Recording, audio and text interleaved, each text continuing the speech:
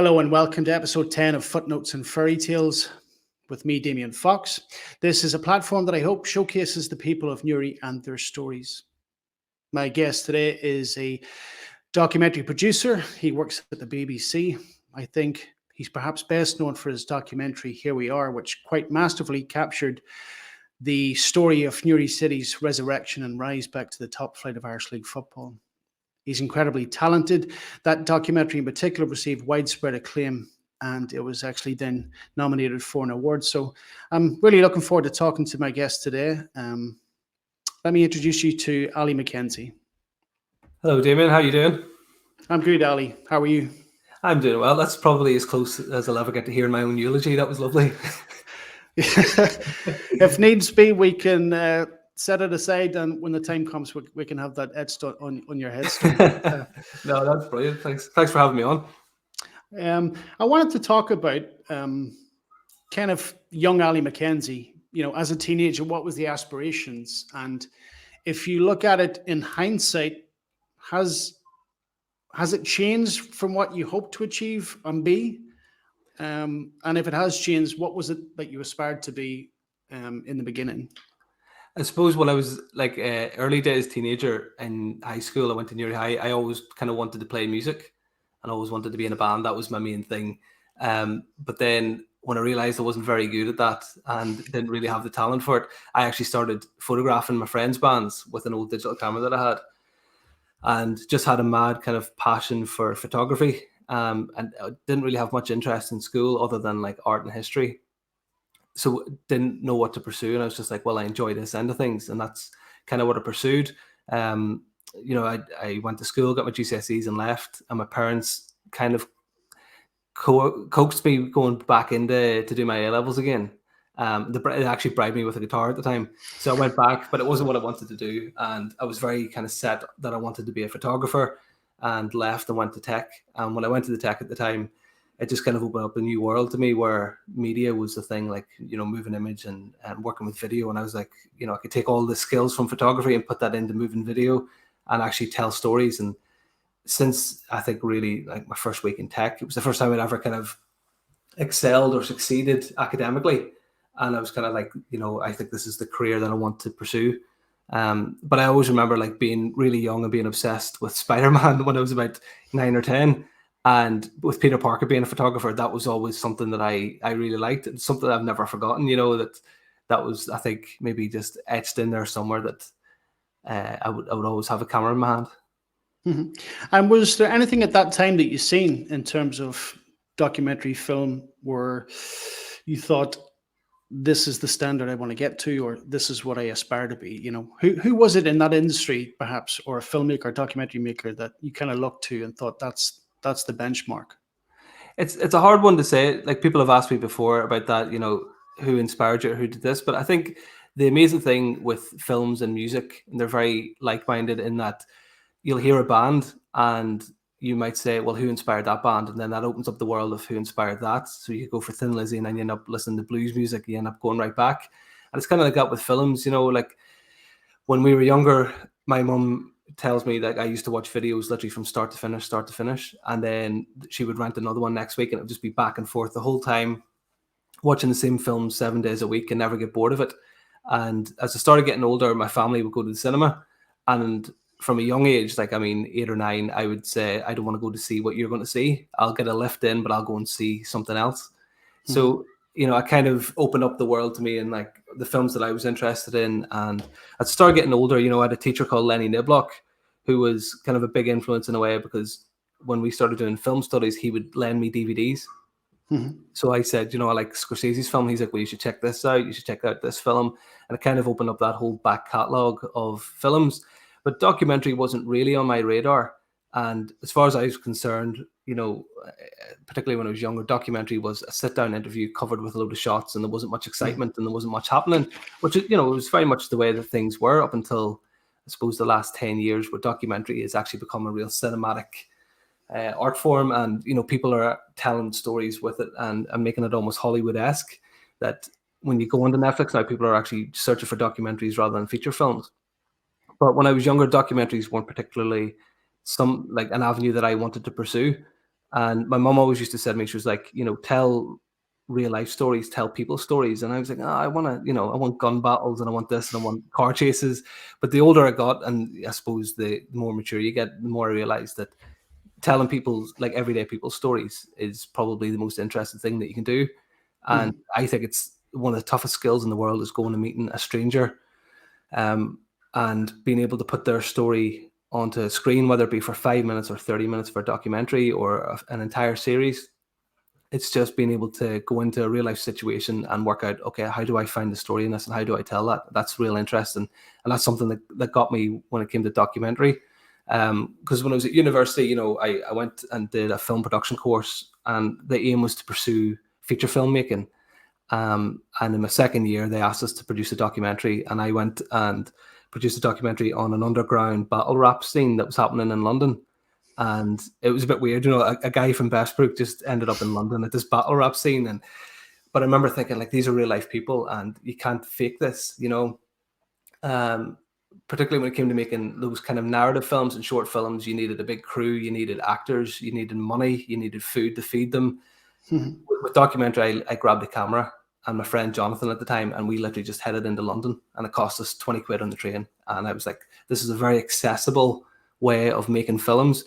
And it was great practice because I could do it anywhere. I could grab a camera and interview people. I could go into a shop and find characters, and I didn't need to all of a sudden write scripts and have a crew behind me. So that's kind of how it opened up to me. And then I just realized that, it's kind of limitless what you can do with a camera in your hand. Yeah, I mean, you've kind of touched upon it in so much as that you've said pursuing the human story.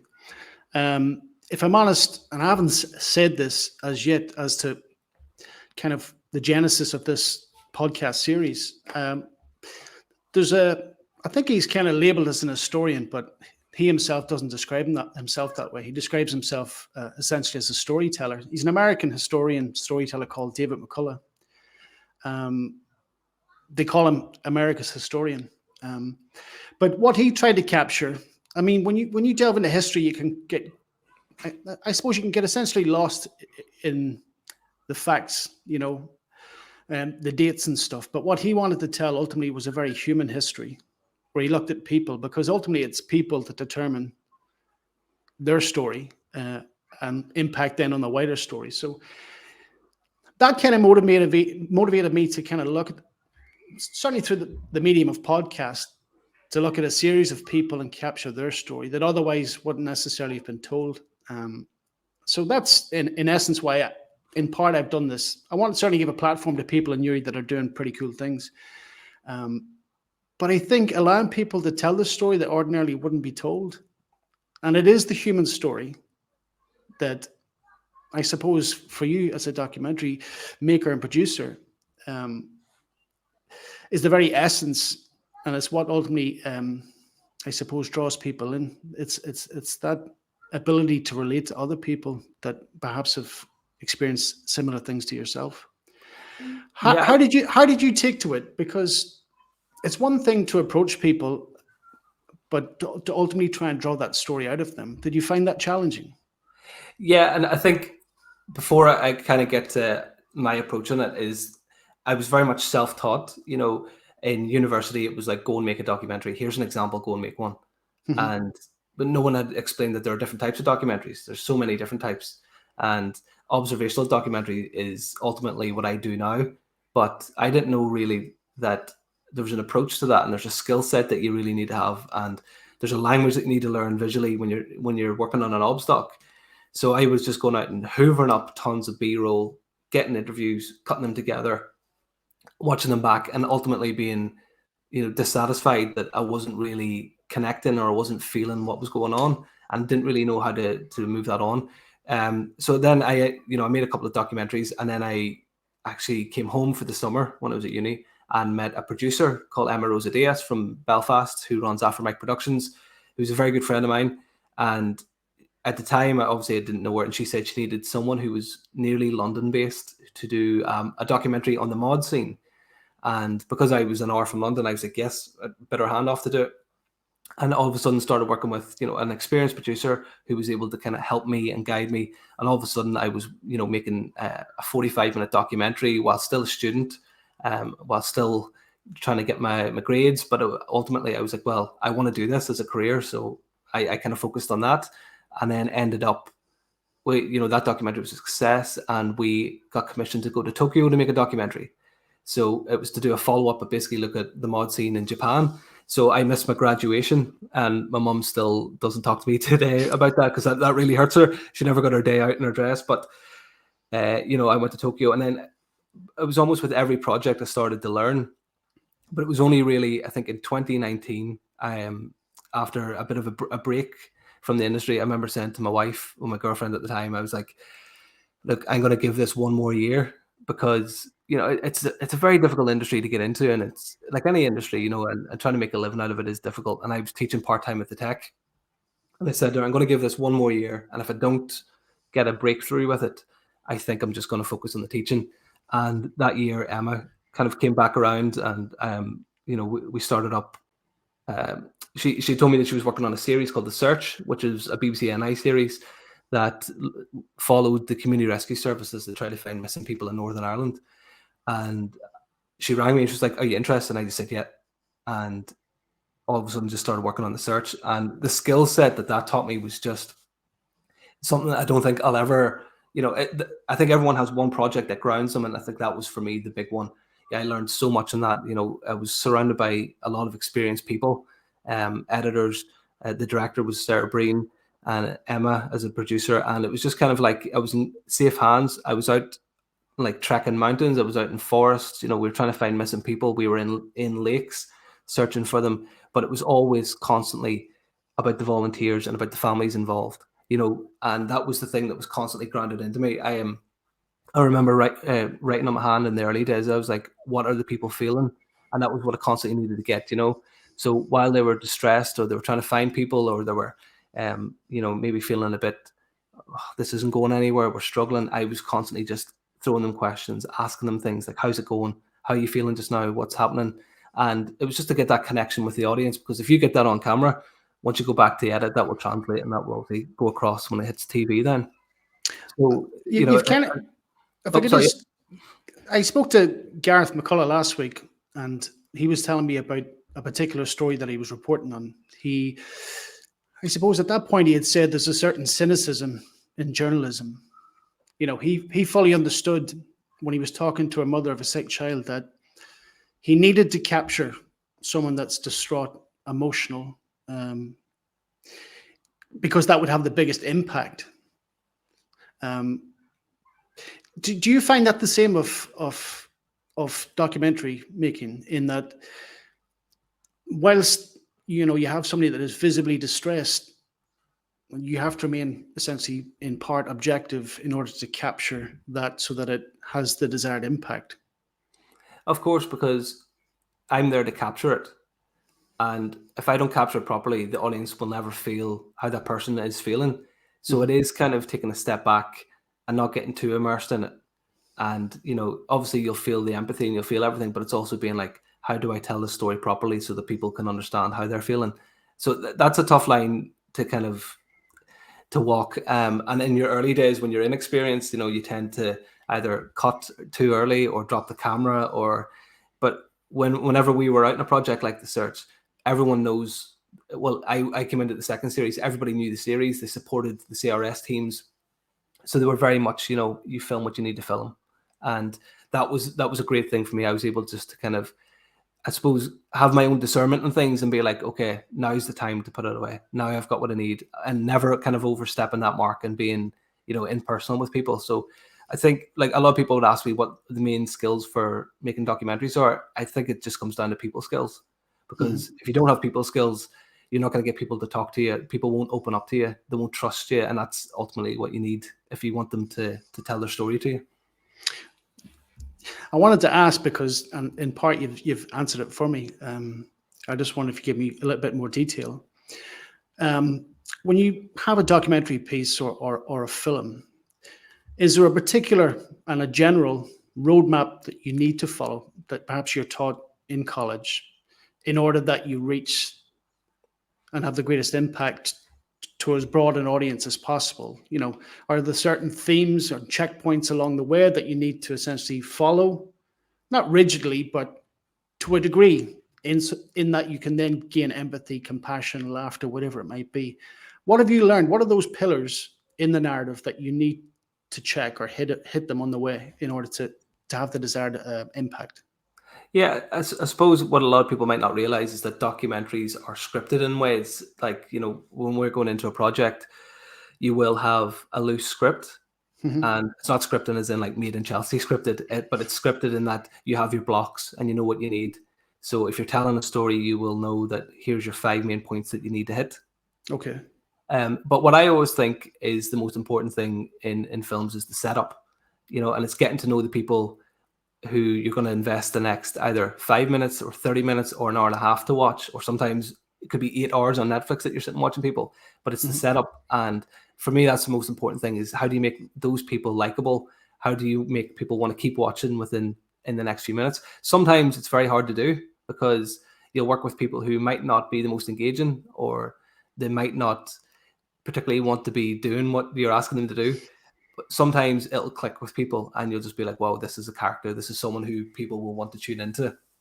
And when that happens, I think it's a very easy process.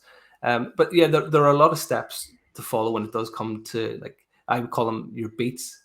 And I think once you hit your beats and you know that you have on camera all your beats of your story, then you know that that will translate hopefully on screen, that people see it. But ultimately it comes down to, did you capture it when you needed to capture it? And I suppose, is the person engaging enough that you want to sit and invest some time in them?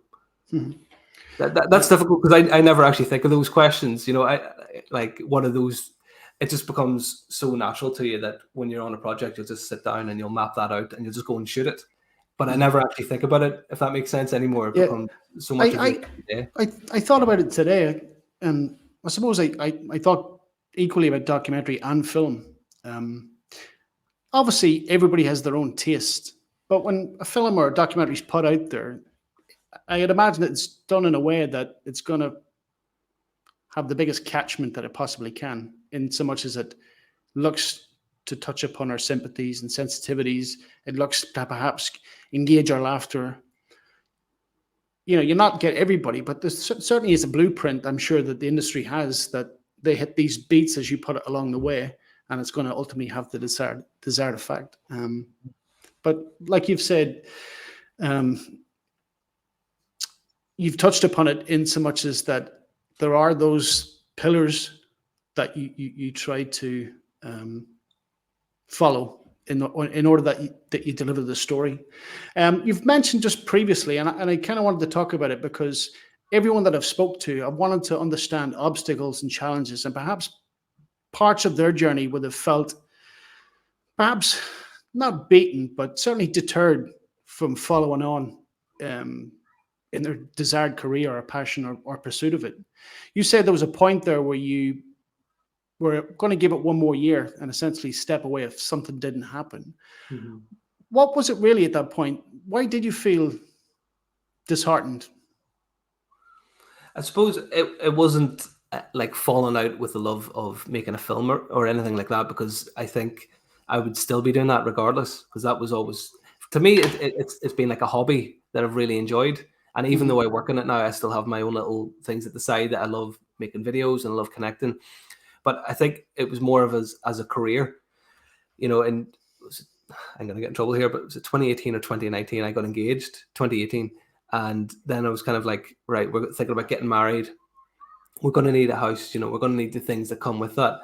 And I just thought, I was at the point where I was like, kind of just on the outskirts. I was getting the odd project here and there, but not enough to sustain anything. And I just thought, it's either I go to teaching full time and keep my hobby and enjoy what I do, like the Newry doc, or go for it, and see what happens. And if it doesn't work, it doesn't work. I had the teaching to fall back on. So when I got the search job, I was teaching part time at the time, and the way the search worked is that you basically worked on a 24-hour. You were on call for 24 hours. So the minute Tuesday hit at 12 o'clock, that was you until essentially Wednesday, Mhm. and I would be working like 3 days a week and then going in to teach. So I could have been on a search to maybe like 12:30 at night, 2 o'clock in the morning. Some mornings it carried over, and then I had to come straight in to teach, and it was a very difficult year. But in that year, like, a lot happened, and I think it was just because I just said, I'm just going to go for it. I'm just going to say yes to things. And the search happened. I got a small commission for myself, which was a short film actually about my wife, who was a boxer and had retired at the time. And then I ended up getting so through the company with Alpha Mike, we ended up having 2 30-minute docs commissioned, which I directed as well. And it just all seemed to happen. And the following year, at 2020, in January, there was a week where 4 of the films that were on the BBC that week I had directed or produced. And it was just a weird moment because it was kind of like, like those London bus analogies where you wait and then to arrive. It was, I had never had like a proper TV credit up until that point. Like we got the Newry doc to television, but that was through our own hard work and our own tenacity of getting it there. But to actually be commissioned to do something, and then there were 4 projects in the space of a week, and it was a bit surreal, But that was when I realized, I suppose it for everyone, it takes that moment of, are you good enough to do it as a career, or is it something that you will be a hobbyist at? And it was kind of Like you, that year like you gave me said, confidence. I would imagine that was surreal, given everything that you've invested in it. But I suppose, in part, it was validation that you are good enough. Is that how you saw it? Yeah, definitely. I think like I always believed I was good enough. Like I've always had the confidence to think all I need is the right opportunity. But it is a difficult industry to kind of break your way into, and particularly because I always wanted to produce and direct documentaries.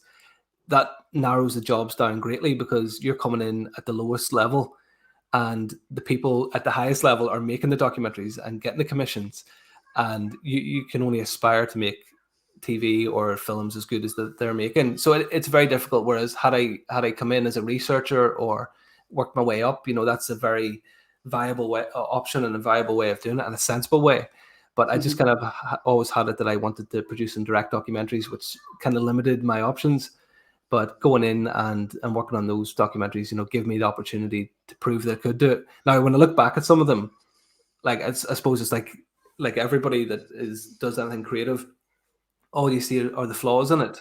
But I do look back on. I never watched them all. Like I couldn't sit back and watch them, but I'm proud of the kind of the track record and the films. But the thing I'm probably the most happiest with is just the range of stories and the versatility of it. I've worked with people from rescue volunteers to soul singers in choirs, to former boxers. It just depends what the subject matter was. But again, just coming back to it, it's always just the human element. And no matter what the kind of the subject matter is, it's like, can you connect with that person? And that's something that I've always been able to do, I think, through people skills, I want to talk then about, obviously, the Newry City documentary. Here we are. I've just recently finished it. I really enjoyed it. Thanks. There was many elements to it in terms of the emotion. There was humor, obviously. I mean, if we look specifically at the passing of Darren Mullen's father, that played a part in it. And you could see, and I said it to Gareth, that must have been a difficult thing, I would imagine, for you also in filming that, because obviously you have to have certain sensitivity. But for Darren, he kind of played out a little bit of that grief on TV and on the documentary. But again, there was humor through it. There was elation, ultimately at the end, as Gareth put it, he talked about it in the sense of a romantic comedy. Everyone ended up happy and, walked into the sunset. Mm-hmm. How rewarding an experience was it for you looking back on it? I would imagine there would have been ample challenges trying to put that thing together, because in effect, it was just you and Gareth doing it. So talk to me about some of the challenges you faced. Was there a point along the way that you felt this isn't going to get done? And then, having wrapped that documentary and put it away, what was the most rewarding thing about it? The most difficult thing, first of all, was, as Gareth had talked about, initially it was supposed to be a 10 to 15 minute short just on here's the club, here's this. But as we looked into it, and, it's always, again, finding that story and the whole thing, there was a local man who had essentially given up quite a lot of stuff in around his own personal life to focus all of his energy on a football club that didn't have many fans, that, doesn't draw thousands through the gate. There's no financial reward for him, but it was just the passion of of his local team and his local town, and being that driving force. And that really interested me straight away. But the difficult thing for us was basically that we had then changed it from a 20-minute doc to we're following the season here. And essentially, if you're following a season, you either need them to get to a cup final and lose, so it's dramatic, or get to a cup final and win, so it's dramatic. And what we didn't want was for it to peter out into nothing. And that was the toughest thing for us. There was a part of the season where it did peter out and it looked like they were going nowhere. It was terrible. I remember just thinking, we've wasted 6 months here. But it wasn't like a waste. We were like, right, well, what can we do with what we have? And it was almost going back to the original idea. But I remember standing in the car park after it was a game, I can't remember, but I got off the bus with Remy Byrne and with Darren Mullen, and we were standing in the car park, and I said to Ray, I've never worked on anything yet that hasn't worked out. So I think this will. And I think the team had 10 games to go, and then it all turned around then. Now, it had nothing to do with me saying that, but it was just, I just believed that we would get the ending. And it's funny that everyone was so invested in it. I remember the first day going into film, Ian Kern gave me dogs abuse. He was just like, Ian's such a great guy. Give me dogs abuse. What are you doing in here? Get that camera out of here. Winding me up constantly. And by the end, like they were welcoming me in. I could go in at any point. They were so friendly and welcoming. And I feel like I almost embedded myself into that changing room as well, which I had to do to become the fly on the wall. And, the doc, it had so many challenges in that, first of all, I didn't know what I was doing. We had terrible equipment. Like, it was shot on like a camera now that's just not up to scratch, and it was dated when we shot it, to be honest, the camera. We didn't have the proper sound equipment. We didn't have anything, but we just hoped we had a story that could carry us through. And it did, it worked out really well. And when you mentioned Darren's father passing away, that was one of the moments where, in complete inexperience, I just thought, this is over. Like, I can't approach this man and ask, like, how do you approach that conversation so soon after, or how long do you leave it before I contact him again? Does he not want me at the club now? Is he going to be struggling with things? And sometimes I think in filmmaking, it's more important what you do without the camera than it is what you do with the camera. And, my dad and myself went up to the wake and we spoke with Darren, and, we kind of just put ourselves out there and just said, look, told the family that we were sorry to hear about their dad. And it's those little moments, I think, away from filming. We weren't looking for a story. We were just genuinely going up to talk to him man to man, just to say we're very sorry about it. And I remember Darren saying at the time that kind of touched him, that it was away from that. It was just a personal level. So Darren rang me like a few days later and was just like, do you want to come up to the house here and do an interview? And I was like, yeah, dead on, I'll be up soon. So went up and interviewed him, and it was a bit surreal. I felt completely out of my depth, completely, because I never interviewed anyone about grief before that. I never spoken to anyone literally going through it at that time as well. But Darren was so candid and made it easy. And it's that kind of character and that person's story that I think carries you through a documentary like that and makes you think, okay, this could work. And, it was difficult sheerly through an experience, but Darren was great and almost guiding myself through that. Here's how to, come on up, bring the camera. I'm open, I'm happy. And I think for him, when he looks back in his career, he now has a season documented where he can look back and probably the toughest moment of his life, but also one of the most rewarding, because at the end, when I interviewed him, when they promoted, all he talked about was his dad. He was so happy to be able to do it for him.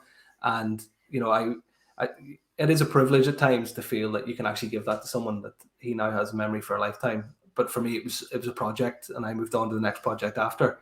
But for those people involved, they'll remember that forever.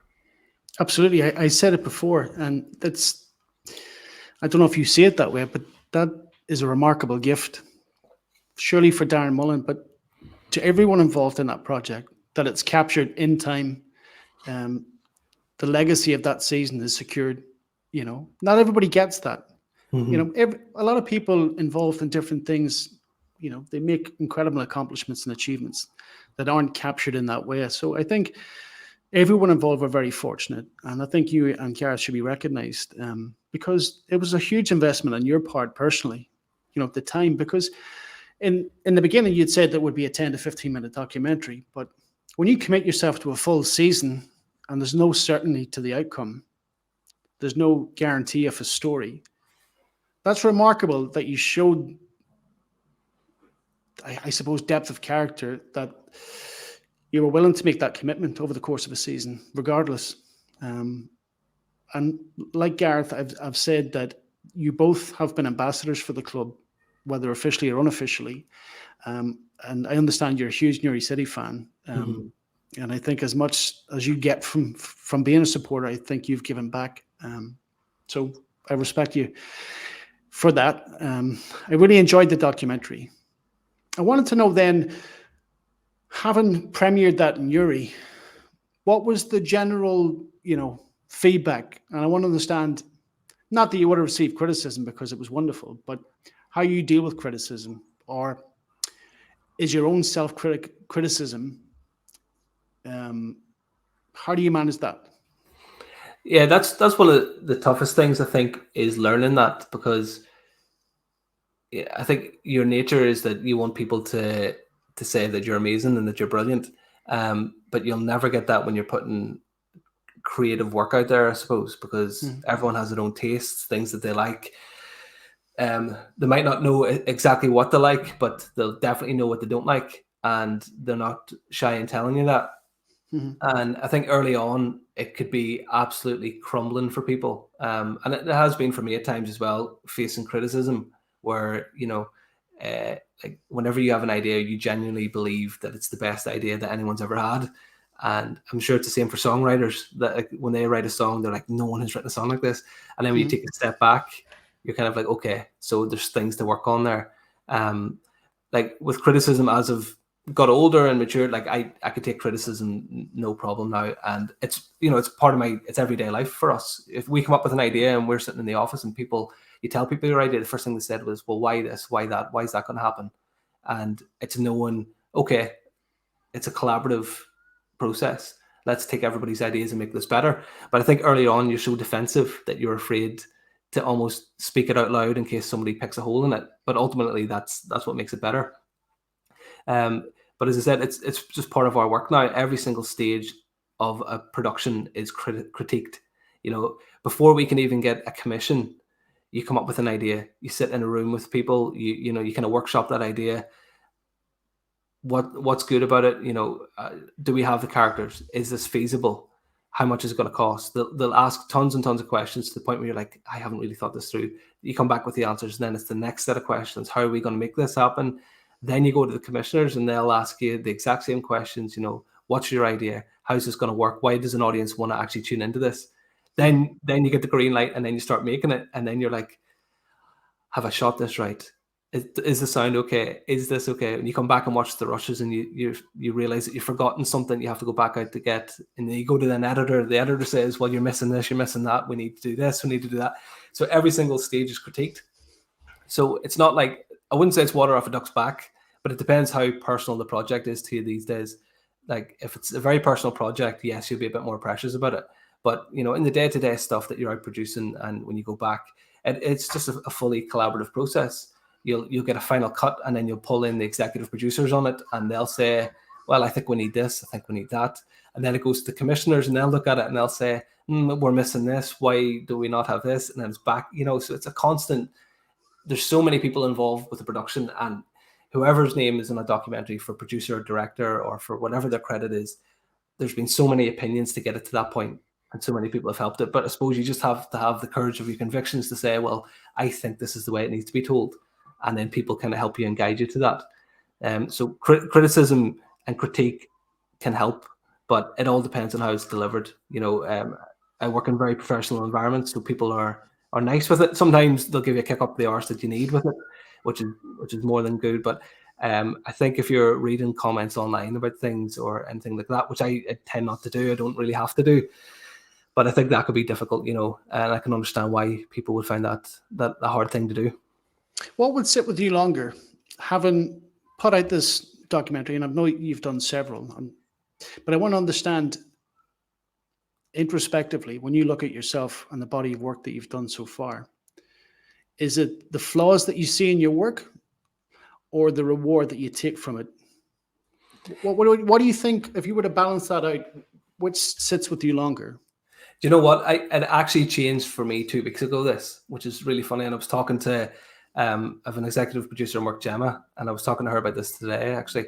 So I think everyone's the same. They'll always see the flaw, no matter what you do. You'll look at it, you'll say, "Oh, I should have done this. I should have done that." Most people will never notice. Yeah, And like if I said, I'll be like, "Oh, I should have put that shot in instead of that shot." The audience will never know that because they don't know that that shot exists. So, but I think it's just it's just something that you do for it's yourself. human nature. Yeah, You learn from it and you move on. But I've always been very critical of things and would be very, very anxious if something was going out on TV, like to the point where I would feel physically sick, like, and that's happened several times. I tend not to watch things that go to TV because when it happens, like I've probably seen it 40 times to that point, anyway. But I like just seeing what people's reactions are. But a couple of weeks ago, it changed slightly because I did an insert, like a 5-minute film on a local runner, Willie McCracken, for a program called Community Life. I've seen it. And Yeah, it was just like, it was a nice insert. It was about the club. It was about Willie. The presenter, Joe, went down and got involved. It was a nice bit of fun. But he said to me a couple of weeks ago when it went out on TV, he's like, "Do you know my granddaughter, every morning when she wakes up, now she's 2 years old, says, 'Where's Granda?' And they have to put the TV on. And they put on iPlayer and Willie comes on. And then every night before she goes to bed, they put Willie on TV for her because that's what gets her comfortable and gets her to sleep." And I was kind of like, that's probably the loveliest story I've heard out of everything I've worked on. And it was a very small part of a bigger show. But it was, just the fact that you can give people those little moments, and something that his granddaughter clings to now is like seeing her granda on TV, which I just think is the sweetest thing I've ever heard. So it kind of changed for me. It was like I kind of focus more on those stories, and I tend not to hold criticism for too long anyway. So after a while I forget about it. But those kind of stories, I'm like, well, that's why you do what you do, isn't it? Like that's absolutely. to give people those moments, and the 2-year-old who's my biggest fan apparently for the documentaries I made. Yeah. So you work in the BBC, and I want to understand when it's an iconic institution. I think globally, when you walk through the door, did you feel, given your prior experience, that you were accomplished and secure enough in yourself that you could just go in, make a space for yourself? Or was that insecurity that, I'm the new guy? Did you feel intimidated in any way? And how long did it take before you found that confidence that you were where you were supposed to be, or that you belonged? Oh, it was definitely imposter syndrome. Like I think everybody can relate to that today. But I'd done a lot of work for the BBC, but through independent companies, and then through my own company as well. But getting the job, I was kind of like, oh, this is real now. This is like, you're getting a salary to do what you've wanted to do for all your life. So then, yeah, it was just those kind of moments where I was like, oh, I need to find my feet here. I need to. It took a while, but it felt strange. I still almost don't feel like I've had the full experience of working for the BBC because I started in lockdown. Okay. So my first couple of months were literally proper lockdown of sat at home on the laptop and just saw faces who I wouldn't meet for another year. So that took quite a while to get used to. But everyone there was, so helpful and so supportive.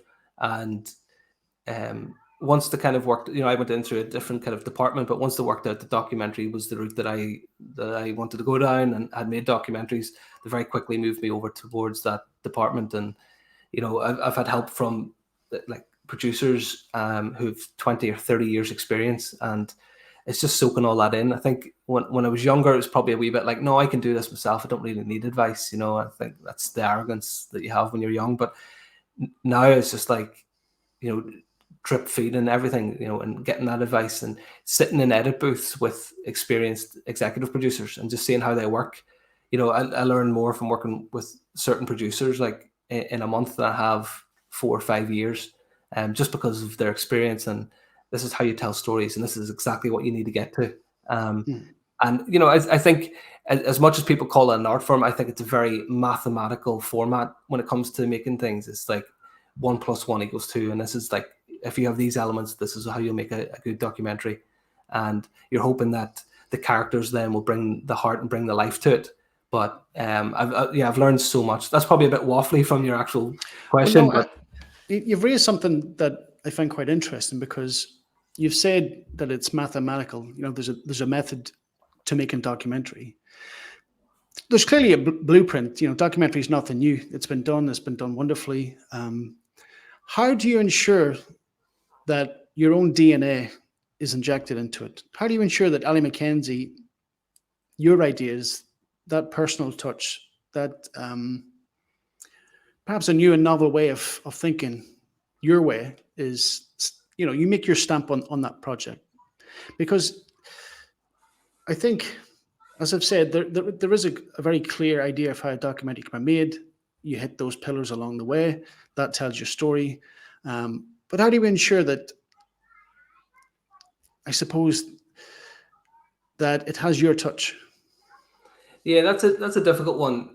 I've made documentaries in the past, and people have said that they didn't even see the credits. They were just like, I just knew it was one of your films, and I found that really weird, because it's like, how did you know? And I suppose you just develop a style, and it's, again, like I always refer back to the music with it, but it's kind of like, once you hear a singer's voice or you hear a couple of chords, you can tell that's that artist.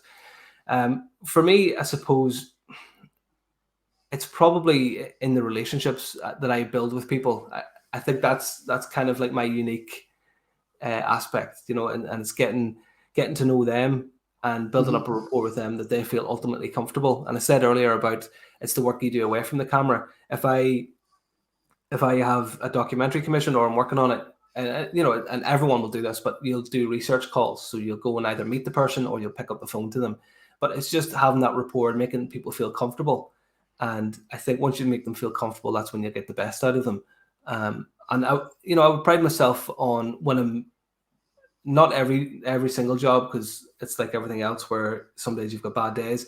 But I think that when I'm on form, and when I feel good, and when the contributor's feeling good, and there's just a good chemistry, that you get something unique out of them, and you'll get them to open up and talk honestly. So that's probably the closest to that. I really don't know what other unique aspects. Visually, maybe there's a certain style that I've kind of employed in the past that I really like, but that's probably as far as I go. I'm suppose probably that's I'm what I probably was. the worst person to ask questions like that, because I never even think about it. I just kind of go and do it, and I don't really think of the arty side of it. I just think of it very logically, of like, this is what I need to do. Yeah, you hit the nail on the head. That's essentially the word I was looking for, is your style. How do you ensure that that's embedded in your work? But again, that can be done visually, the camera work and stuff. But I respect, because in telling a very human story, I think what sets you apart, and you've said it, is your relationship with people, which is admirable. Well, sorry, I suppose music as well is something that would Yeah. probably set it aside, because music is, I would like to think I know my music very well. And from working on documentaries in the past, particularly the mod scene, it was just pure immersion in 60s music and soul music and all that. And that's something that I always pride myself on, being able to find the right song to fit the emotion of the scene, and not just rely on generic, commercial tracks, which is something I don't like. So I've always prided myself on being able to get the music, and kind of, because what you're dealing with is, so many different layers of, you're dealing with the video, you're dealing with music, you're dealing with sound, and you're putting that all together and making people feel something, essentially. So I like being able to manipulate all those layers, but music definitely is something that I've probably used in the past. I think, and I've only seen the Nuri City documentary in the last couple of days, and music was very central and very key, I think, to capturing certain emotion. I've seen pictures of you, and I kind of gathered from pictures of you kind of your style, and I can almost envision what kind of music you like, and I think that was very aptly captured in the documentary. I think stylistically, the music kind of matched your DNA, if that's fair. Yeah, Gareth and myself are big music heads. So when it came to making a documentary together, it was literally like the first thing we talked about was like, what music are we going to put into this? Once we had discussed the story. and Gareth is like, he's a music aficionado when it comes to things. Like, I think I know stuff, and Gareth could tell you the record producer on it and where it was recorded and what time of day. He goes into that depth. So when we sat together, I mean, Here We Are was a lyric from an Oasis song as well, So that was something that not many people really picked up on, but for both of us, it was kind of like, it summed up where Newry was at the time, but it was also nice to give a little nod. So Gareth was definitely a massive help when it came to soundtracking that. How long have you been at the BBC? Because I want to understand who there, or perhaps more than one person, who's had the biggest impact, and where have you gained the biggest learnings? So I've been in the BBC for 3 years now as a staff member, and I think over that time, like, I've worked with so many talented producers and even execs, and I think the biggest impact that most of them have had is just giving you free rein and just saying, like, once you've explained everything, this is what we're going to do. It's just like, go and make it. And that's something that's really nice and I suppose liberating as well, because you spend most of your life trying to make ideas as, I suppose, logistical as possible and pragmatic. A very pragmatic approach and being like, how do we make this for as little money? How do we make this? Whereas they're just like, okay, that's what we want to do. Let's go and make it, and they give you that advice. And I've worked with so many producers, but Johnny Muir was one of the first producers I worked with when I went in there on a documentary in the Shankill, and it was great to seeing how he worked as an obstock filmmaker. And recently worked with Gemma Cunningham, who was an exec on a series that we worked on, and she was just brilliant in her approach as well, and kind of how she looked at things slightly differently and would explain to you, okay, this is why we want to do it this way, and it just opens you up because you've got your own kind of set ways of doing things. But as I said earlier on, it's just like drip feeding from everybody and getting little bits of advice and seeing what works for you, and some things might not work for you. But definitely getting advice from Gemma and sitting down, watching rushes and being like, okay, that worked because of this, but you could do this, and that would help you in this aspect, which is something I find very helpful. And this is kind of a broad and open-ended question, and a bit of fun, I hope. But in the film industry or documentary, whatever it might be, who out there would you like to work with, and why? What about them appeals to you? Oh, it's so difficult. It's so difficult because I kind of am so out of the loop of things as well. There was one filmmaker who I really admired and then ended up working with. His name was Jay Bulger. He's a New York filmmaker. And he produced a Netflix documentary called Counterpunch, which was about the world of boxing. And at the time, I was pitching an idea about boxing and professional boxers going into retirement. And somehow, I don't know, like, I just saw his name on the end of the credits and found him on Twitter and followed him. And he only had like 1,000 followers or something. And I just sent him a message, and I was just like, look, really enjoyed the documentary. I'm working on something myself. I found it really inspirational because it was a proper obstock. He really got in there with the boxers to the point where they were in hotel rooms throwing bags down when they lost, and he captured it all. And I was just, the questions I had for him were more like, how did you get in there? How did you get that access? How did you capture that? And he came back to me just with reams and reams of answers and just advice on how to make a documentary. And that really caught me, because I was like, wow, this is a Netflix filmmaker, and he's taking the time to help me out. And then as it transpired, he actually got in touch with me because he was coming to Belfast to do a bit of work with McKenzie. And I was working in the world of boxing and doing a lot of content at the time.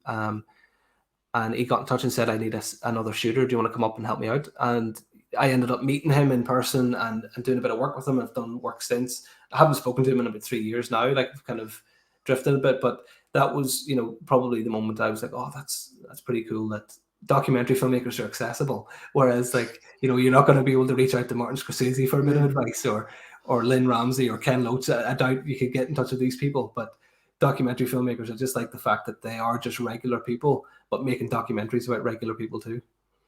I wanted to then touch upon, I guess, your collective experiences in making documentary or film. Have there what moments have been surreal? Those kind of pinch me moments where even you've kind of stood back and thought, "Oh my god, this is incredible." I suppose that's a hard one because I tend not to get like too overwhelmed with things or ever really sit back. Hmm. Um, I suppose if I was thinking, there are moments where when I was working on search and you're interviewing people about big searches they've been on, and your job is to take them back in their story and get them thinking about the process. Because I filmed their entire process. The interview afterwards is to go back and retrace the steps. But for some of them, there were just connections with a certain story of someone that they had saved or someone that they had helped, and it's just come to me. My first night on the search, I was green to the whole thing.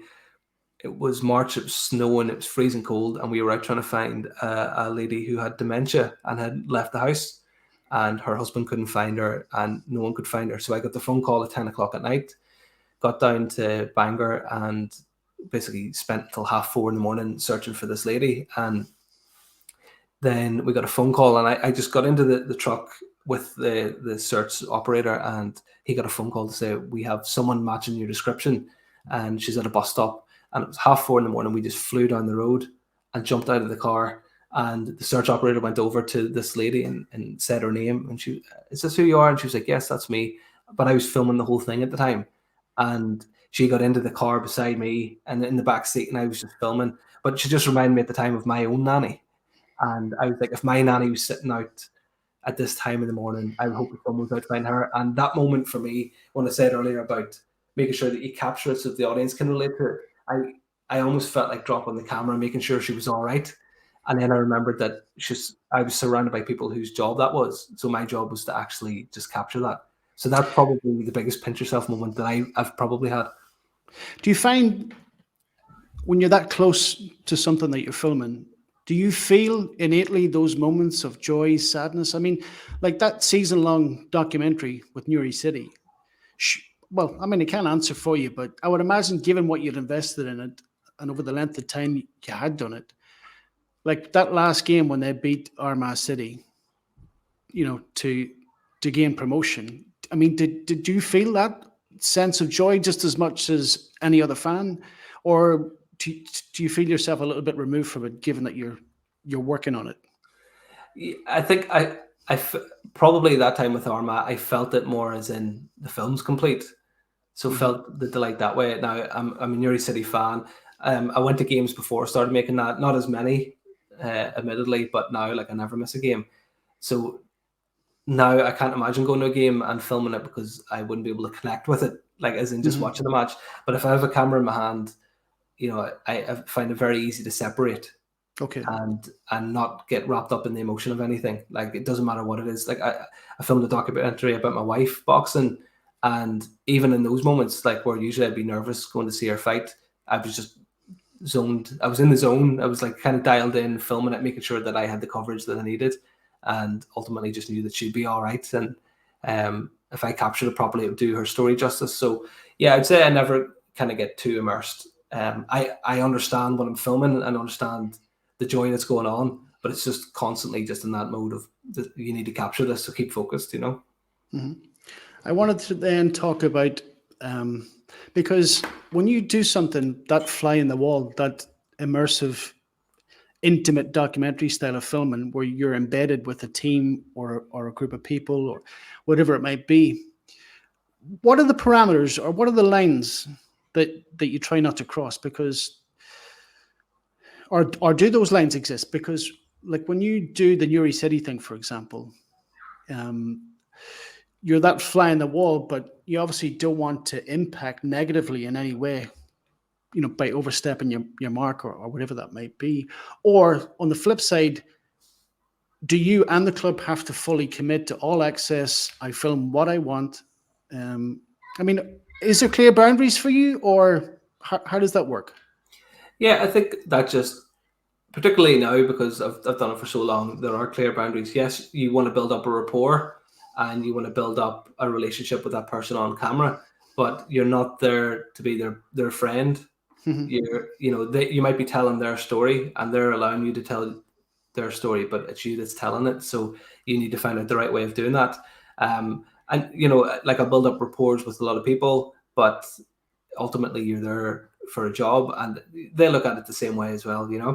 But there are, like, that's day to day. Certain jobs, like the Newry City one, was a lot more difficult because it got so personal with Darren, and you almost became his confidant for the season, where he was going through a lot of stuff even before his father had died. I think he had doubts whether or not he wanted to continue being a manager. He would tell me things like when I would shoot an interview with him after a training session when he was knackered, because he worked a full-time job, he had 4 kids, all these sorts of things.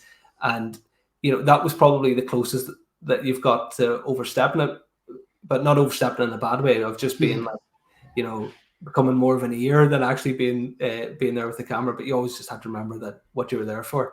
But what I'll often do is, with the likes of Darren, after one of our on-camera conversations, is we just turn the cameras off and just sit and have the crack after, or sit and have a coffee and talk about what we've talked about. But it was always making sure that you've got what you came for, But yeah, it is hard. I think a lot of people understand the kind of lines. You can be very friendly, you can be very amenable. You're there to make you're there to make their life easier. They're trying to help you to tell the story. But ultimately, I'll be on to the next project next week, and once that goes out, I'll be in touch. But you probably never speak to those people again, just naturally. It's just kind of life moves on. I would imagine you've become pretty adept at just blending into the background when you need to, and capturing what you need to. Of the whole process, I mean, we all have our strengths and weaknesses, and I'm sure you might see it of yourself in terms of your ability and skill set. Of the whole process, everything from directing, editing, producing, whatever it might be, camera work, what do you see as those parts that perhaps you don't enjoy as much, and what aspect of it all do you enjoy the most? I still, personally, when I go out shooting, still think that I'm not doing it right, and I think this is a big thing. Like, I read Louis Theroux's autobiography, and he said the same. It's like, it's just that feeling of every time you go out, am I prepared? Do I know what I'm doing? And it's the self-doubt, which I think you ultimately need, because you're asking yourself those questions. What I enjoy most, and it's kind of a contradiction, because I enjoy the aspect of getting people to talk and getting to know them, but I'm also, like, people might not believe, I'm also quite shy in a way as well, and would get anxious about going in to meet people that I've never met before, and it takes an awful lot of effort for me, and I would be exhausted after going in. And often with a documentary, you'd be shooting by yourself. You could be doing sound and shooting yourself and producing all in one go. So I could be going into groups of 3 or 4 people, and trying to entertain those people and trying to make them feel comfortable while focusing on what you're doing, and not get overwhelmed with, are the sound levels right? Is the light okay? Is the camera all right? Is that person not giving me what I need? What question do I need next? That can be very, very overwhelming. And particularly going in and talking to those groups of people, I find genuinely exhausting, which is why I like doing quite a lot of legwork beforehand, so that when I do start rolling, we have that relationship on camera. So I probably find that one of the toughest things. But at the same time, it is probably one of the most rewarding things. But I'll never be fully confident as a shooter, because I know 100 cameramen that are better than me, and I'll never be fully confident as an editor, because I know 100 editors that are better than me. But I just always bring it back to, if I can make a 2-minute piece or a 30-minute piece that connects with someone, I suppose it doesn't matter what the skill set is. And it's something we actually did in work last week, where they just give us a trial to go out and shoot on a phone for a week, and it stripped away all of the necessity for kit, for bagfuls of lights. It was just go out with a phone and a microphone and see what you can get. And it took the kind of shackles off in a way, and it was all about the story. And it's one of the pieces that I think I'm probably the proudest of in a long time. I mean, you talked about self-doubt, and I have that in bagfuls. I mean, but I'm going to ask you the same question. Can that self-doubt be a driving force in order that you do push on and pursue aspirations and things that you want to achieve. Because for me, when I thought about doing this, part of me was intrigued and interested and curious. Like yourself, I'm pretty shy. Um, so it's difficult. Here we are in a podcast, and Mhm. I mean, I could have chosen the option where I would just have the person I'm talking to on screen and I'm removed from it. But I wanted to push past that insecurity and that self doubt and make myself do something that I wanted to do but was fearful of doing. Do you find that that self doubt can be a positive force? Yeah, I think so. I think it keeps you in check as well, doesn't it? And as I said, it makes you answer the questions of, well, why am I doubting myself? What is it that I'm not prepared for? Mhm. Am I not ready for things? I've always been found more comfort behind the camera because I don't particularly like being in front of the camera. I've never really done a podcast, Damien. This is like the first of actually talking. Like I tend not to talk about my career or anything. I just get on with it, and it's like I like just kind of being in the background, which is I think why I like making observational documentaries, because you are the background. Mhm. You're just there. But I do think that the self doubt is a motivating factor. I'm very motivated in that my I suppose my work drive, the drive that I have for working every day, is just something that I just wake up and just like, right, let's go, let's get working, let's do things. And I think I'm lucky to have that, because a lot of people might not have that kind of motivation. Mhm. And that almost just drives you through the self-doubt phase of being like, well, we're here anyway. Like, we're in a room and there's 4 people waiting to be interviewed, and you've got all the kit, so you're going to have to do this regardless of whether you're feeling it. But I suppose you have to step out of your comfort zone, and that's something that it took me a long time. Like, I used to feel very embarrassed, I would say, bringing a camera out and interviewing people. And like, even yet, I'm still very self-conscious about asking questions to people, because I'm not a journalist and I haven't gone through journalism, and it's not my skill set. And it's one area that I can connect with people, yes, but I always think I sound stupid when I'm asking questions. But maybe it's the simplicity of it that works. I'm not really sure. But honestly, every day, like, I was on a shoot yesterday and I was thinking to myself the same things that I've been thinking for 10 years. But yet I'm 10 years more experienced. I'm 10 years, like, of skill sets built up, 10 years more confidence, but still, like, I think that goes through. But I think it's a healthy thing to have that sometimes, but it's just not, I wouldn't kind of let it lead me. It's the motivation to get the work done is what keeps you going. Absolutely. I think over time and with age and maturity, you learn to suppress it and, well, perhaps not suppress it in that you're kind of forcing it down, but you learn to manage it in order that you can be productive and do things that perhaps ordinarily you mightn't do because you're fearful of them. And that's certainly the case of me, and that's why I wanted to push through and continue with this. And I've genuinely enjoyed it. So when I look back, I'm confident enough that the fear has not hindered me and stopped me from doing something that I genuinely wanted to pursue. But no, I Um, think you're doing a great job with it, Damien. And it's giving a platform to people and putting them out there and just to hear their stories. Because I think we said this just off air, but it's like, you know, you have friends, like Gareth's a good friend of mine, and we don't know what each other does kind of day to day. mhm, We never really catch up on that. Well, what were you working on today? But when you get back in a month or two and it's like, oh, I worked on this, or he's been doing this, it's like, well, your job's really interesting, but you almost just take it for granted because it's your friend, and mhm. you're just like, okay, we'll talk about football or anything else. But when I heard his podcast with you, I was like, oh, there's parts of his journey I didn't even understand and know. So being able to hear that through your podcast is fantastic. So it's giving people a good platform and championing Yuri, which is something I'm very passionate about as well. So well done with it. Thank you very much. I mean, I suppose I've found most rewarding, and people have told me, is that they felt quite comfortable to open up and share their story.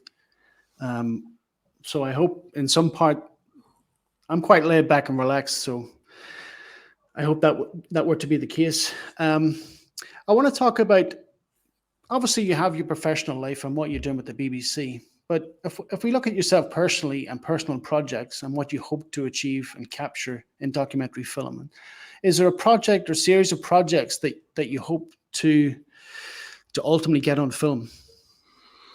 Um, yeah, I love football, and everyone who knows me just knows that I'm just obsessed with football. So I would be more than happy to make football content all day, every day for the rest of my life. And it's one of the reasons why we made the Newry doc was to put local football on the map and to let Hmm. people see that you don't need to travel to England or Scotland to get a fix that's on your front door. And it's something that I would love to do all over Ireland. I'm a bit old for it, but I have a TikTok account where I travel around and make football videos, and Hmm. it's gotten quite a nice following, and there's been like 2 million views on it, which I was always like, this is just it's crazy, for the videos that I'm doing now. And then you see a video of a dog barking, like it's 10 million views. Uh, but for me, it's just like football content. I would love to just be making documentaries about Irish football, like north and south, just traveling and telling the stories of the clubs and of rivalries. That's something that I kind of do in my spare time anyway. But that's, as I said earlier on, I have a job, and filmmaking is still my hobby. So that's kind of what I like doing, and I suppose reaching out to football clubs and telling stories there. That's something I thought about, and I wanted to understand kind of your perception.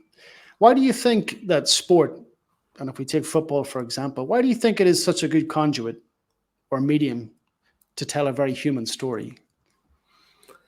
I think people are at their most exposed in sport, whether they're playing or whether they're in the stands. It's probably the time where their guard is let down, and you can get moments like I would experience moments at football that I never get the same level of like joy uh, or sheer adrenaline anywhere else in life, and Hmm. just moments that stay with you. Like when I think back to certain years, I just think straight to a match that I was at and to a place where I was with my mates. Um, that's something I've always just wanted to capture is why do people love that so much? And I ended up falling hook, line, and sinker for it myself, and I'm doing the same thing. But I just think in the sporting arena, particularly football, and I worked in boxing for a very long time, and I've worked with world champion boxers and been in the changing rooms with them. But I've just always been interested in the quiet moments, the quiet before the storm kind of thing. And Carl Frampton's documentary, I was filming a little bit on it, but I remember his coach saying to him at the time, "Cool head in a hot kitchen," and like those little moments, I was just like, "That's amazing." That in a changing room, he's just breathing normally. His heart rate was low, and outside there was 18,000 fans in Windsor Park. Just wrecking the place, ready to go and ready for a big fight. And it's just those juxtapositions, I think, are what really interests me in sport. Because as a fan, you get carried away with the whole kind of like, the atmosphere and the excitement. But there's the two sides to it, that the people coming out are actually focused and ready to do a job. And because if they treated the game like fans, you would never get anywhere. So I've always loved that juxtaposition of the athletes and the fans, and then just getting to know why fans love it so much. What is it that makes you tick? Like, why do you spend all your money at the weekend going to follow a team full of 11 boys from the local area? And what do you get out of it that you can't get anywhere else? Those are the kind of questions that I've always asked people, and like to capture, I suppose. Yeah, I think in many respects it's that shared experience. I mean, when you think back of some of those wonderful moments, it's very often with someone, whether it be your father, brother, sister, daughter, friend. Um, in many respects, the fans endure and suffer and are related along with the team. And I think, like you said, you find people at their most exposed because I suppose they show emotion that in any other setting they wouldn't. Hmm.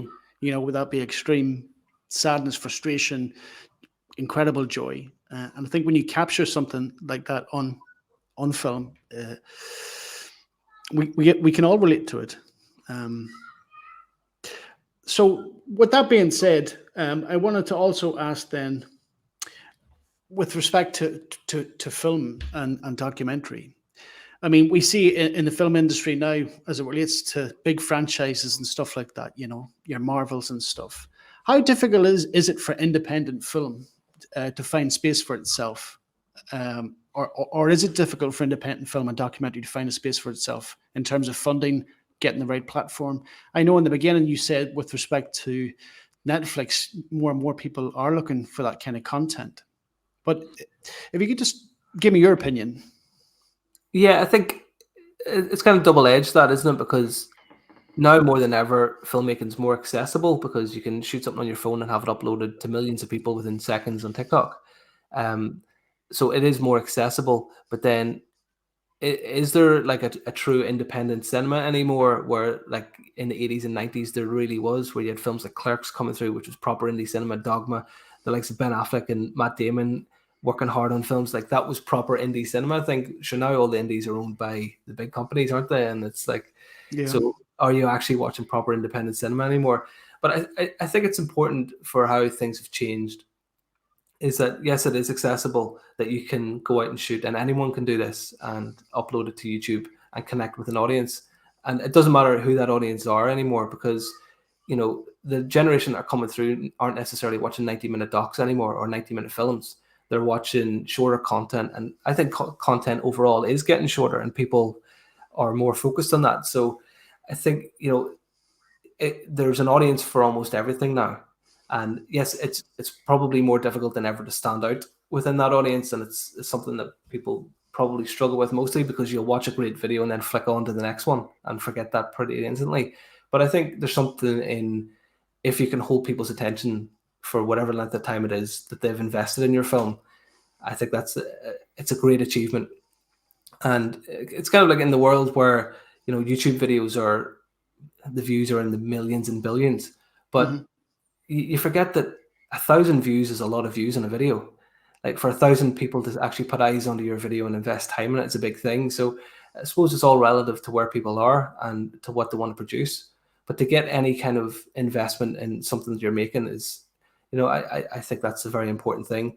And, you know, as we kind of move on in the industry and you're making documentaries, but we've always got an eye to the shorter content too and thinking, you know, I think eventually we're going to have to, it's almost gone full circle where it's like we're going to be producing maybe short films again to try to gauge people's interest and to tap into that audience. Do you think, and is it something that you in the industry and other people like you are you very conscious of the fact that people's attention spans are much smaller, much lower? And what kind of impact is that having in terms of the content that the likes of the BBC are putting out there? Is the content intentionally becoming shorter, or is there still room for feature-length documentary? Oh, there'll always be room for feature-length documentaries, and there'll always be room for 30-minute docs or series. But I think the great thing is that everyone has just engaged with the social media aspect of it, and they've realized, okay, if we want a millennial audience to sit down and watch this documentary, what we're going to have to do is put together a reel of the best moments to catch their imagination and think, wow, that was great. Let's actually invest in that more. So, you know, you're getting more of a multi-platform. Yeah, you get more of multi-platform buy-in. You're putting clips out in TikTok or you're putting clips out here and there that people are actually like, that looks interesting. And I think the clever thing is it's such a flooded market and companies like Netflix and Amazon seem to be like the flag bearers in it. But it's you know, you stand out again. It's the story that it always comes back to, and it doesn't matter what length the story is. If it's going to be engaging to an audience, then that's the most important thing. And then you have the right team around you to actually get it out there to the audience that you want to see. Mm-hmm. I mean, I'm guilty of it as well. My attention span, and sometimes I actively give myself a kick up the arse and say, enough of the short content. It's been a while since you've watched a movie or a full-length documentary. I'll make myself do it because when I do, I genuinely enjoy it. Oh, yeah, I'm as bad. Like I'll end up sitting watching reruns of The Office, and you know, instead of actually like reading for half an hour or doing something Yeah, that I should be, I just go back to the old comfortable programs that I've always liked. You know, yeah, it's maybe something I should do is like explore a bit more and watch some more stuff. But you know, when you are so busy, you just want comfortable television at times, don't you? yeah, that's true. I mean, I remember a time when I'm probably no busier than I was when I was a teenager. I think there's always time to make that commitment to documentary or movie or reading. But like yourself, I find myself watching outtakes from The Office and bloopers because Yeah. That's all the kind of memory or attention span that I'm willing to commit to it. I wanted to talk then, just if we go back, because I'd read a couple of articles as it relates to the documentary that you and Gareth put out there. Obviously, it was received with wide acclaim, and I seen that it was nominated for an award. What was the award? And I mean, when you look back now in hindsight, would you have changed the narrative of that story, or what would you change about it? I think the awards, it won a couple of awards. Oh, From one. what Oh, that's Yeah, excellent. it Yeah. won a couple of awards. I can't remember the names of them exactly, but I think the big one that it was nominated for, there was an American film festival, and it won like an award of merit or something, which meant that it got to like the last 10, and that was the one that we were really thrilled at because it kind of went to an international audience as opposed to just Ireland and the UK. But I suppose when you look back on it now, Gareth and myself talk about this all the time. We're just like, you would change so much, but then I wouldn't really change a thing at the same time because it was a product of its time. It was a product of a lot of hours, a lot of hard work went into it. So it's just now with hindsight, you'd be like, well, I know how I would tell the story, and this is the way I would do it. But then maybe the way we did it was the raw way that it needed to be told. It was kind of like raw and I suppose not glamorous in the way that the football club was at the time. There was no glamour about the football club, and our documentary was just raw like that as well. So I think it's a moment in time that captured it perfectly. Like I do watch it back, and I remember watching it back. It went to Belfast Film Festival, and I sat with Gareth watching it, and I was like, "Oh, I've changed so much." Because at that point, that was like 7 months after we had initially screened it. So at that point, you had enough breathing space to be like, "Oh, I've changed it." But I was so happy with it. And one thing I suppose I kind of regret is that, and I just didn't know how to do this at the time, but was how to work in more of the fans and actually get the fans' story into it. But I just didn't really know what I was doing in that regard. So I focused very much on Darren, but I think, looking at it like critically now, I could do with breaks and I could do with little looks at fans and other people around the club. But working with Gareth on it at the time, like I knew Gareth, I had worked in the Reporter as all my work experience when I was in tech, and Gareth was a great help. He shafted me in that I had to do all the Caribbean League stuff on a Monday morning. So I would come in and that's the job he gave me, and he would kind of look over it and read back and give me feedback. So we kept a good friendship, but the one good thing to really come out of it was that me and him got probably close as mates, we spent so much time together. And I think I was 24, 25 when I was making it. And I remember one night I was out literally all night at a friend's birthday and had forgotten that Gareth was coming out to edit at 8 in the morning.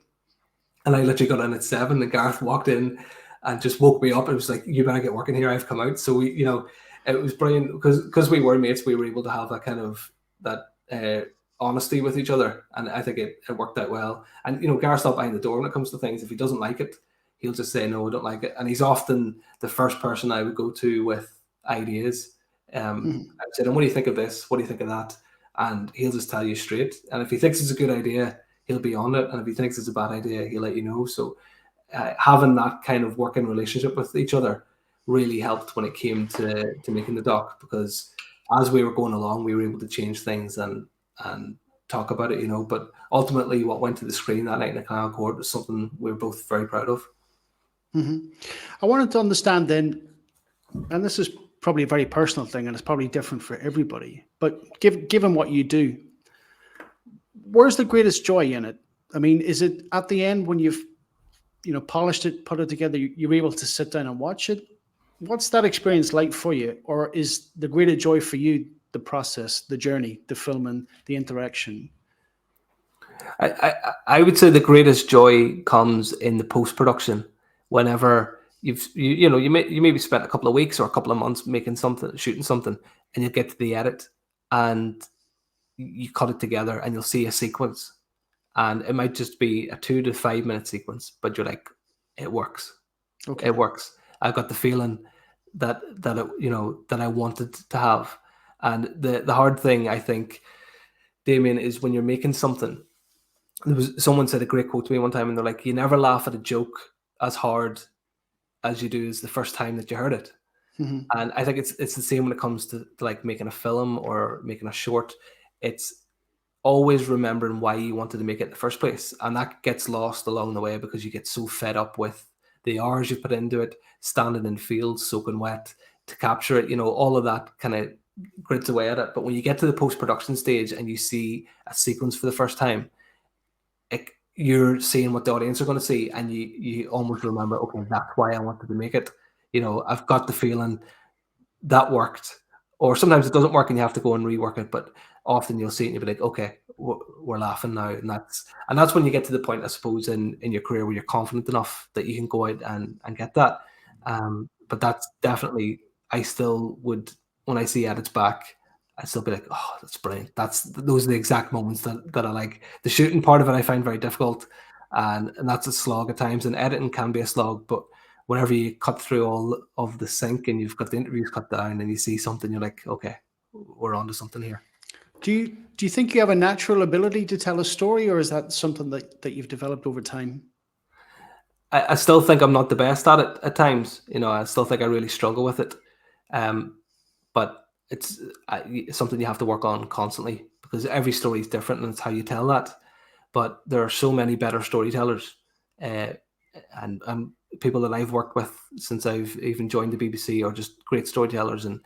But the main thing is you work with a team of people who know how to get the best out of the story that you want to tell, because it's not just one person. It might be your idea, but working with a great editor can really make the difference in a project. And I've worked with editors in the past who've just taken it from being okay to being unreal, and you're looking at it thinking, is that my footage? Like, how did they cut that out of that? So it's knowing the right people to work with and knowing the right people to get the best out of you and the work that you're producing. I've wondered, because obviously you have your North Star, which is the end point, and that's what you're aiming for.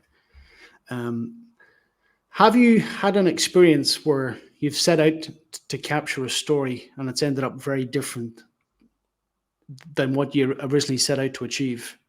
And ultimately, were you satisfied with that? Yeah, I think every story starts out with the way that you want it to, and you'll sit and you'll script out what you think is going to happen, and you'll be set on that, and you'll sit with your exec, and they'll be like, okay, I like the looks of that, that's great.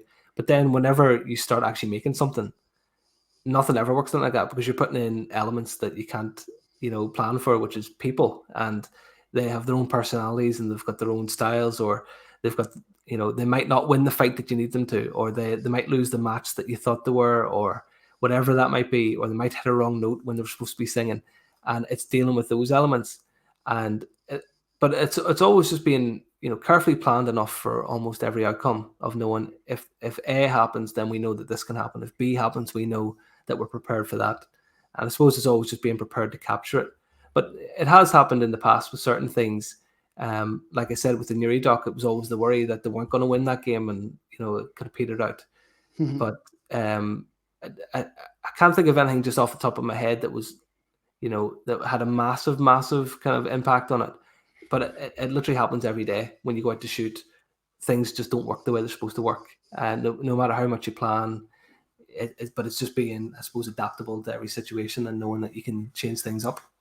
Yeah. I mean, I suppose the thoughts just come to me. I mean, you're dealing with people. There's so many variables.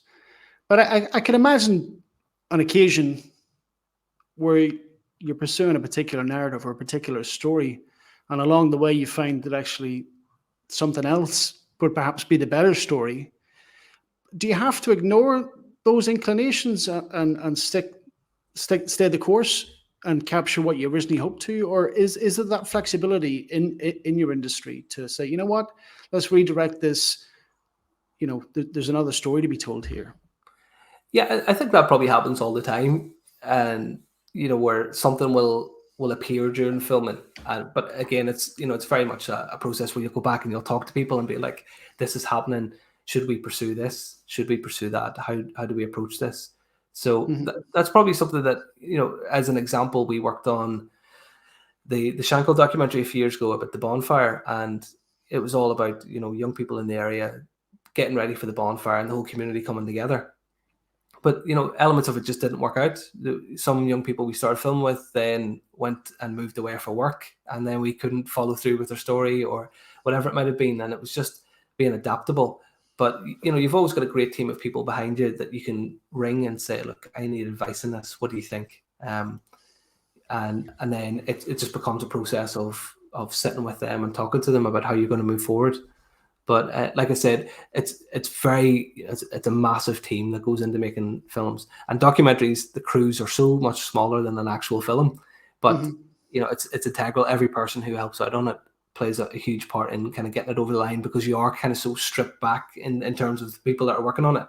So you have to be able to have that working relationship where you can go to someone and say, I don't feel confident to this, or that's not working, what can we do? And there'll always be a way around it, What do the next 12 months look like? You probably can't, I guess, see, or maybe you can with respect to your professional career, and I mean the news and everything like that changes so quickly. But as to personal projects and what you hope to work on, what's next for Ali McKenzie? I think the long-term goal is just to, our daily goals and work is to tell the best stories and to get them to TV. So it's working up those ideas and in 12 months' time, hopefully having something on television. And it can happen so quickly that you come up with an idea tomorrow, and then it just goes into development and trying to work that up. So like by the next 12 months, your success is kind of judged on, can you get something to television? And that's what I look at, is can you get something to television? And beyond that as well, I suppose it's, can you get something not only gets to television but then gets, the people really buy into and really enjoy, and could it be nominated? Those are the sorts of things you have to look at, because you want to tell great stories, but you want to tell them in the best way. And that's what we're at. We're in a very competitive field, where there's so many independent companies, and there's so many broadcasters, and you're competing with multi-million-pound projects with Netflix, or you could compete with someone with an iPhone on TikTok for attention. But it's just, as I said, like, it always comes back to can you tell the story in the best possible way? And I think if you find the characters and the story thread, then that could happen. So hopefully in the next 12 months, that's the case. Do you plan to pursue any independent projects in sport or anything like that? Do you have anything on the shelf personally that you would like to do? Oh yeah, like I go to football all the time, and I've always got a camera in my hand. So there will be probably a couple of things that I'll put up and cut, because that keeps me sane, to be honest. That's kind of like my outlet, because with like any other job with work, you're sometimes working on something that might not be the most exciting thing that you've ever worked on. But my kind of, that keeps me sane, is like going to football matches and filming things, and that's something I always will do, I suppose. So just a couple more things I want to understand with respect to yourself and where you are in your life, professionally, personally. Do you firmly believe that you are where you're supposed to be? That you're comfortable where you are at the moment? Yeah, I think so. I think I chose to take this route. I could have chosen to stay in London, and that would have been different. Or I could have chosen to stay in Japan at the time, and even though I was only there for a couple of weeks, but I was offered work, and I could have done that. But I chose to come back to Newry, because this is what I wanted to do, and so I don't ever think about what could have been or anything like that. This is where I am now, and this is what I've chosen to do. And I thoroughly enjoy what I do. And I think, like, if you had told a 15-year-old me that you'd be making a living at it, which is all I ever thought, that I thought if I could make a living at this, I'd be successful. I'd probably be delighted. So I think I'm very happy. So and I'm very droll, but I'm very happy. I've asked this, I think, more or less of everybody, but obviously each of our own perception or measure of success is very different. I mean, in your industry, awards would be one measure of success. But for you, what are some measures of success of your work? I suppose, success can be measured for us in, can you get it to TV? Can you get a commission? Can you get it to there? But it changes so much. Without trying to be like too philosophical about it, but hearing the story about Willie's granddaughter, was a success for me, because you went out to make a piece about a man who has run all of his life and has inspired many people to do that. And you've got his little granddaughter who watches that piece over and over again. So someone's got enjoyment out of that. And that means more to me than, I suppose, anything else. And it sounds so silly because it's a short film and it is what it is. But that to me is successful, because you make films to connect with people, and I connected with someone. So that's a measure of success for me. If you win awards in the future, that's all well and good, but you don't win that without that basic connection. So, hopefully I can continue to do that. I mean, I've often thought of that. We generally don't like to put ourselves on a pedestal. And when you look at your own life, you probably think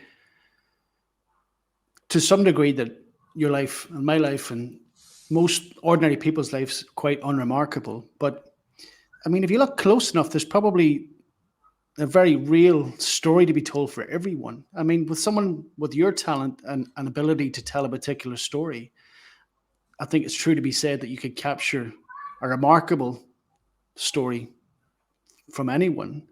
And you've acquired an incredible skill set. I think it's very, very clear from the work that I've seen. And even in that short Willie McCracken piece,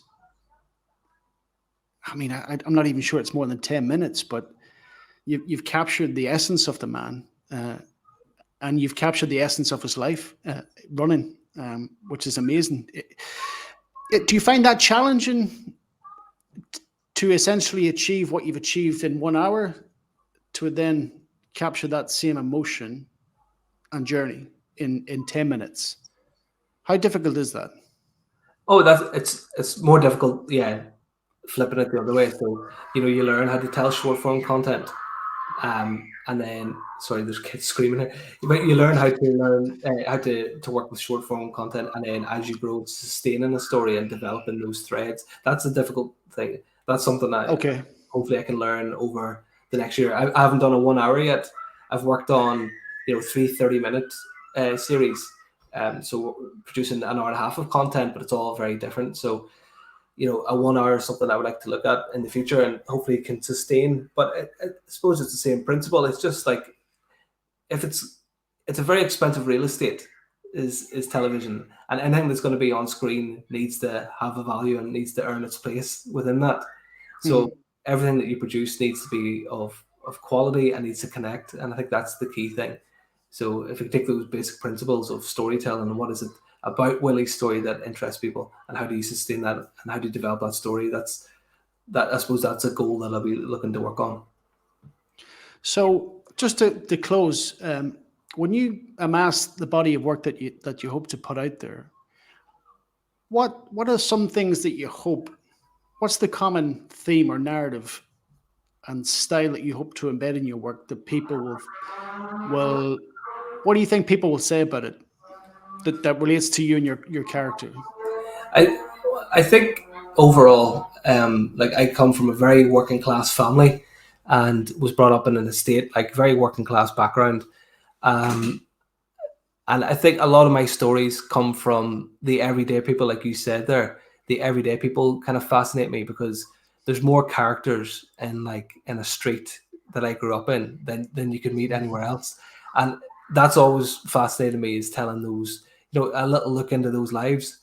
And I think if you can kind of keep your roots and what interests you, first of all, to get into media, and always kind of remembering that, here's the stories I want to tell, here's the people I want to focus on. And like, a lot of my work, and in fact, nearly every single documentary I've worked on has focused on working class people doing stuff. And everybody thinks that their story's unremarkable, but there's always something really interesting about you that someone will be like, wow, that's amazing, I've never thought of that, and you take for granted. So I suppose that's the element I always kind of want, is that people could kind of see real life in what you make, and staying grounded to kind of what I was brought up in, and the world as I kind of saw it when I was younger. Because I always found my uncles in Scotland the most fascinating people ever. They were funny, they were sharp, they were ruthless, and I've always been interested in finding those people everywhere I've gone. And you know what it's like when you go to London. I just kind of look for those characters and those people that can that really stand out. It's people who put themselves forward often aren't the interesting people. It's the ones who are reluctant that have something to say. Like big Ricky Gervais fan, but Carl Pilkington came out of nowhere. He was a producer pushing buttons, and then they just realized that the world could just relate to that man because he's like, everybody knows someone like him. So that's something I've always liked. Yeah. I mean, do you think in some respects, as a documentary producer, filmmaker, whatever, that your perception is different than kind of most people? You look at the world through a particular lens that I wouldn't necessarily. You find that particular skill set or ability to see a story somewhere, you've honed that to a point now where you can comfortably see a story anywhere. Yeah, probably. But then at the same time, I think I said this at the very start, every idea that you come up with, you think is the best idea ever. And sometimes I'll think of things and I'll be like, oh, that's a terrible idea. Like, what was I thinking? That will never sustain a 30-minute doc. But I do agree when I see certain characters, and I think the thing that really sets you apart and sets your work apart is like when you turn on Netflix, you see Tiger King. You've never seen a character like Joe Exotic. Like instantly you're just like, who is this guy? I want to know more about him. Yeah. And Northern Ireland is full of those people, and Newry is full of those people. Yeah. And it's like, I want to learn more about that person. What's his thoughts on the world? I've got my own. So it's kind of giving people that platform and those characters that are so engaging that people are going to be like, I want to know more. And I suppose spotting those people is the trick. And that's the thing is finding a story to tell with them. One last thing. If you weren't pursuing your passion and career in producing documentaries, where else do you think that creative energy would have channeled itself? I really don't know. That's a tough one. I've never really thought about it because I've never thought about doing anything else. Like once I sort of got into filmmaking, the music took a massive backseat. I used to draw all the time. That took a backseat. I just never thought of doing anything else really creatively. That's probably, I don't know. Maybe I'll just be another a weekend musician. I don't know. I think you're fortunate. I heard someone say once that if you get up every day and you're fortunate enough to do and work at something you love, you'll never have to work another day in your life. And I'm genuinely excited to see what comes next. I mean, the work that I've seen is excellent. You're very skillful, and not to embarrass you in any way. I'm sure Gareth told you. He describes your ability and skill set and yourself as a genius with an incredible vision. I would imagine he'd probably take that back now, given the question I put to him yesterday. Where would he be without you? But I genuinely mean that. I think you're doing wonderful things, and I wanted this platform to highlight that because I'm sure there's a section of the community that knows who Ali McKenzie is and the part that he's played in raising the profile in Newry City with that documentary. But I hope people gain something from it, and that if there are people that aspire to go into the industry and that are passionate about it, that they might draw something from this conversation that we've had. I hope so, because it's, I always find it very difficult talking, Damien, about things like this because I don't feel like an artsy type person. Don't kind of fit that stereotype. Struggle with the lingo. I've never really networked within the media world. I kind of struggle with all that, to be honest. And it's just not what I was brought up in. And it's not the kind of people that I know. I always just prefer being with a camera in hand, out and about and meeting people. So I find it very hard to kind of put into words, like even thoughts about things. I tend to just do and then think about it after, so it's like actually ask some of the questions that you've asked. I was like, oh, I've never actually thought of that process before. So it's good thinking of that. Hopefully it's been interesting listening. Yeah, absolutely. I've enjoyed it. It's an area of the industry that I know literally nothing about. But I hope that this platform does elevate people that are doing pretty cool things. And you're one of those people. So I want to thank you for your time and talking to me. I've thoroughly enjoyed it. Brilliant, Damon. Thanks so much, and keep up the great work. Thank you very much, Ali. It's been a pleasure. Thank you. Well done. Talk soon. Thanks.